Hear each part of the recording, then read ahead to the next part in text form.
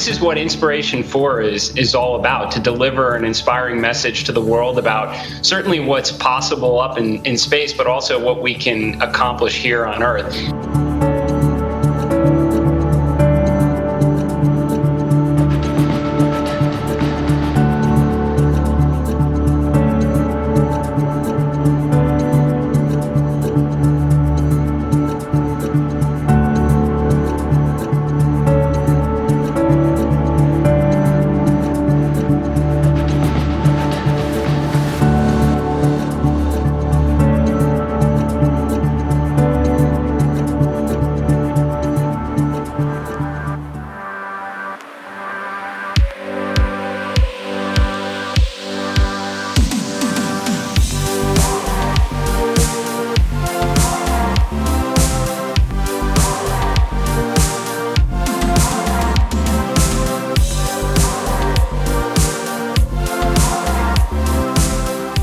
This fall, Inspiration 4 launches as the first all-civilian mission to space. And you could be on board.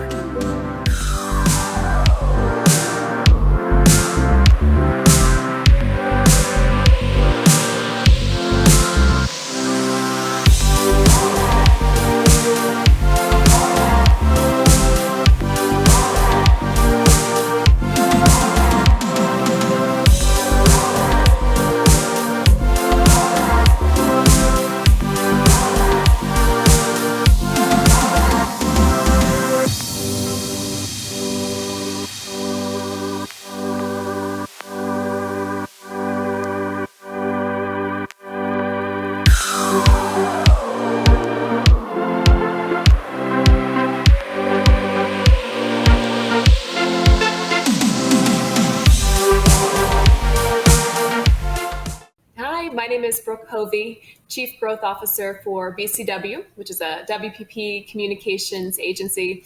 I'm super excited. I'm joined today by one of my favorite clients, Jared Isaacman. Jared is the CEO of Shift4 Payments, which is a leading provider of integrated payments processing and technology solutions that really enable omnichannel commerce. So welcome, Jared, and thank you so much for joining me.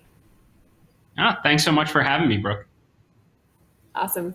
I want to start with a fun topic because we are all seeing the world open up after nearly a year in lockdown, and we're thinking about travel plans. There's a lot of pent up demand for travel, and I know that you've got a very big trip planned for this fall. So why don't you tell us a bit about it?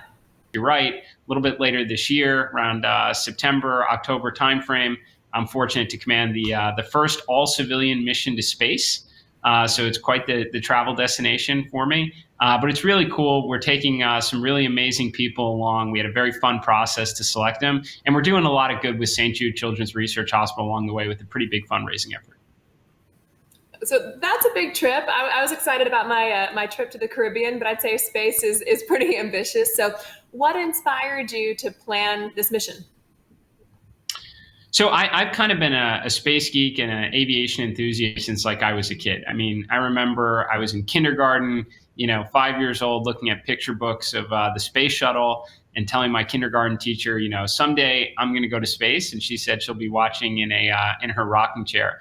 Kind of fast forward a little bit, I started my company, which is again Shift4 Payments, when I was 16 in my parents' basement. And what happened is I was just waking up on my keyboard a lot. You're just burning yourself out, working 24/7. And I said, you know what, maybe I should pick up that hobby I had as a kid, that interest of aviation and aerospace. And I started flying. And I never stopped. I mean, I went from your propeller planes to your jet planes to flying in air shows. I wound up starting a defense aerospace company. But the entire time, I just keep knocking on the door of the commercial aerospace industry saying, when you guys are ready to put together a mission, count me in. And it was just 5-6 months ago that they said, we think we're ready. And I had no idea that I would have the opportunity to be the first, which is really significant, or that it would happen so fast, less than 6 months from now. So ever since then, we've just kind of been planning for this, doing this big crew selection and fundraising effort to get ready for this big mission later this year.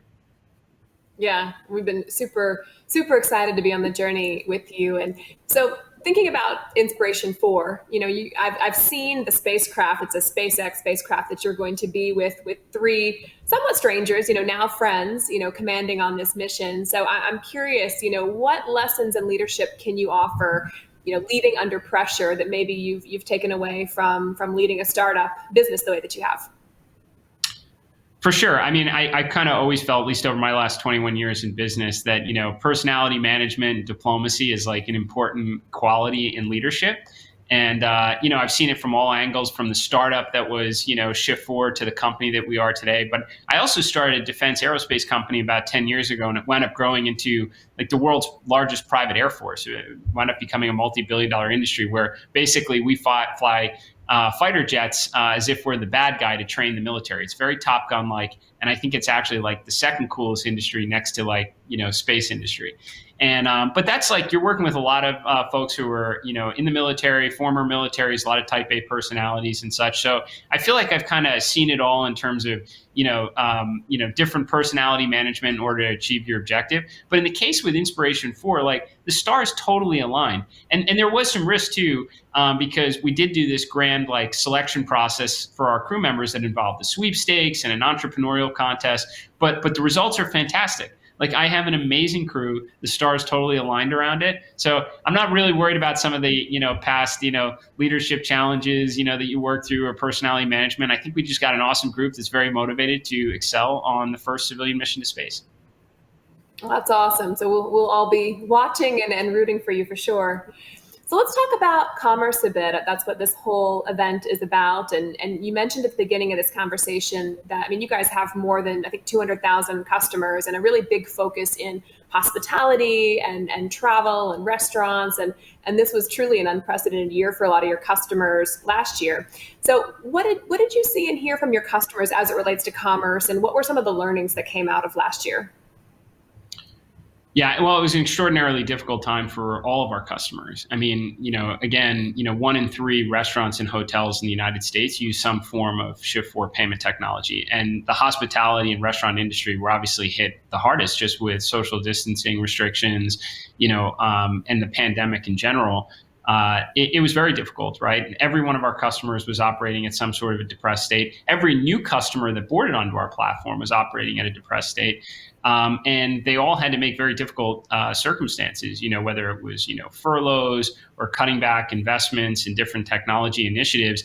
And those are all, some of the right things to do during those circumstances. But at the same time, in order to kind of welcome your customers back and make them feel comfortable re-engaging in commerce, you actually need certain technologies like contactless forms of payment and QR code-based forms of payment, just in order to make it a safe place to do business again. And that's hard because you're asking people to do more and make change and innovate, with less resources and less revenue, coming in the door. So, I think that was a very difficult year for a lot of our customers. Shift4, we were very fortunate, as a payments company that focuses on restaurants and hotels.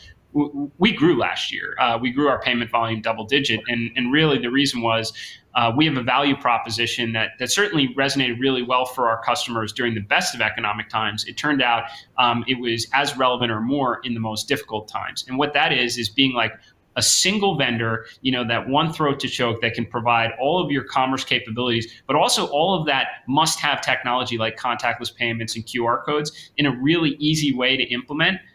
During circumstances that were very, very difficult. And it turned out a lot of customers kind of embraced that during that time, and were able to welcome a lot of their customers back into their business.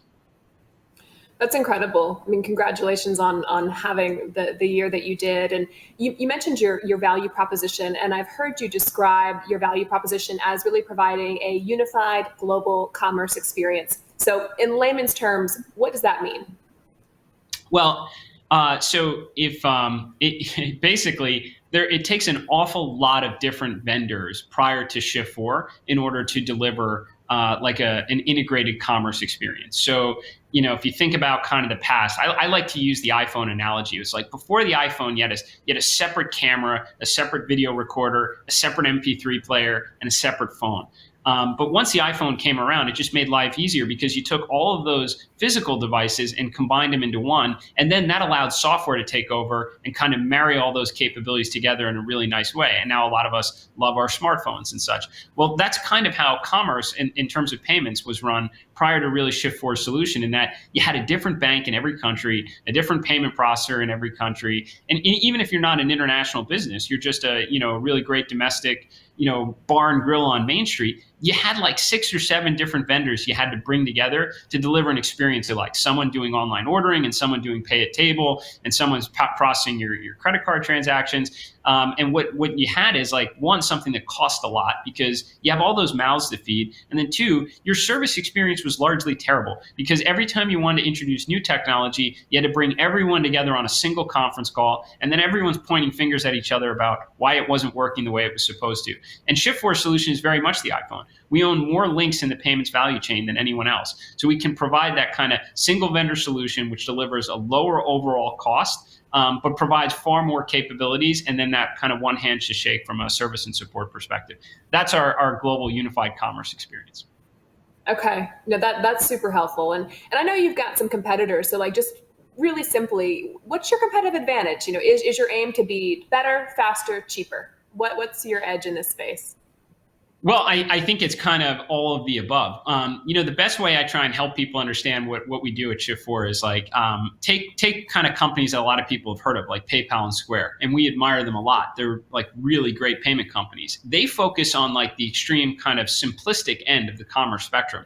Like you can download an application on your phone and run, your coffee shop or, your food truck or, a bakery or something of that effect. One application that kind of does it all. Well, we live on the other end of the spectrum, like the extreme complexity end of commerce, where our customers need a lot of different types of software to run their business. So one example would be like Pebble Beach that we talked a lot about during our IPO roadshow and such, which is they got a lot going on there. They have like 15 different retail stores, 6 or 7 different restaurants, 3 golf courses, 3 salons, 3 hotels. And every one of them is kind of running different software on different versions. And that all needs to come together in a really nice way so you can go play a round of golf and charge it back to your room, or go to the spa and charge it back to your room. And we need to give that customer business intelligence and analytics, payment processing, settlement, and a bunch of other cool stuff like QR codes and contactless payments. So we take that really complex environment and we make it simple by eliminating a lot of other unnecessary vendors to give them the iPhone-like solution. And that means lower cost, better experience, because you got that one hand to shake type environment and a lot of cool technology along the way. Yeah, and that's something we're hearing from all of our clients across WPP is just really a desire for simpler solutions to increasingly complex problems. So that certainly makes sense. It strikes me too that I imagine in the past, decisions related to commerce technology, may have been made by the CTO. But now, it seems like you're probably talking to CTOs, CISOs, CFOs, even CMOs. And so I'm just curious, how are those conversations happening? And then given that this audience for this conference is a whole lot of marketers, why should a CMO, a head of marketing, want to have a seat at the table when it comes to unified payments? It's such a great question, and you're so spot on. And this is actually like this has become like a real challenge for our business development teams, because at times now they don't know who to talk to, because everyone's a stakeholder now when it comes to payments and commerce. In the past, I would say it was very much the CFO's game. It's a treasury function. We're enabling commerce, putting funds into someone's bank account. So that's a treasury function. That's changed entirely. You could have customers who come to us who have had, some sort of a data breach, in which case we're talking to the CISO who's saying, I never want a data breach again. Shift4 has PCI validated point-to-point encryption. It's breach proof. And the CISO is driving the fight in that. Or you could have, the chief technology officer who very much cares about re-architecting their commerce enabling software. So, their point of sale system or their back office, in which case they're kind of driving the fight. But you also nowadays have CMOs engaged quite a bit, especially when you think about new forms of sexy commerce, like QR code based payments, or even like crypto coin type acceptance, or handheld or mobile commerce. The CMOs who are wanting to send a message to their customers that we're thinking different. We're thinking 5 years ahead or 10 years ahead. Yeah, that's great. And I think So a lot of people also at this conference, they come to this to really find inspiration and to learn best practices. So are there a couple of specific customer examples you can share, customers you look at and say like, wow, they're doing super cool things in commerce?